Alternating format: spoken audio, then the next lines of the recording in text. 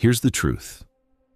The people you help the most often become the people who hurt you the most, not strangers, not enemies, the people you defended, supported, believed in, the people you sacrificed for. And if you've experienced this, you know how confusing it feels. Because betrayal would make sense from an enemy, but not from someone you helped, not from someone you saved. So what happened? Why does kindness sometimes create resentment instead of gratitude? Why do some people walk away from the very person who stood by them? Friedrich Nietzsche believed he knew the answer. And once you understand it, you'll never see helping the same way again. Think about the last person you helped.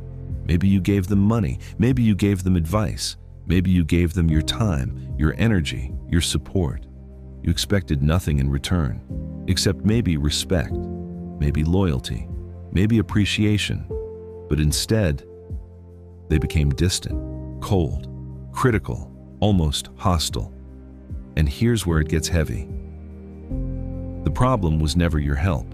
The problem was what your help reminded them of, their weakness. Most people don't want support. They want the feeling of not needing support. There's a difference, because every time someone rescues you, a silent message is created, a message nobody says out loud, but everyone feels. You needed help, and they didn't. You were struggling, and they weren't. For emotionally mature people, this creates gratitude. For insecure people, it creates discomfort. And discomfort is dangerous because the ego will do almost anything to escape it, even rewrite reality. That's why some people slowly begin changing the story. Suddenly, you're controlling, you're arrogant, you're selfish, you're the problem. Not because it's true, because it protects their pride. And here's the disturbing part. The more you help certain people, the more uncomfortable they become. Because every act of kindness reminds them of a debt they cannot repay. Not a financial debt, an emotional debt. An emotional debt is heavy, especially for people whose self-worth is already fragile. Nietzsche understood something most people miss. Human beings don't just want love. They want dignity. They want power. They want independence. They want to feel capable. And when someone constantly helps them, it can accidentally create the opposite feeling: dependence, weakness, inferiority. Again, not because you intended it, because that's how their mind interprets it. Now ask yourself something uncomfortable. Have you ever noticed that the people who appreciate your help the most usually don't need it forever? They learn, grow, recover, move forward. But the people who stay dependent often become resentful.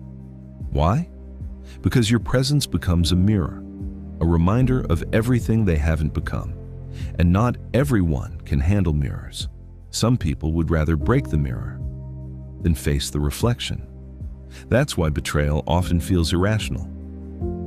Because you're looking for logic while they're reacting emotionally. The betrayal was never really about you. It was about the story they told themselves whenever they looked at you, the story that made them feel small. And here's where it gets even heavier. Sometimes people don't hate the person who helped them. They hate the version of themselves they became around that person. Read that again, because it explains more relationships than most people realize. Let me make this simple. Helping someone is easy. Helping someone without creating dependence is wisdom. The goal is not to rescue people. The goal is to strengthen them, not to carry them, but to teach them how to walk, not to solve every problem,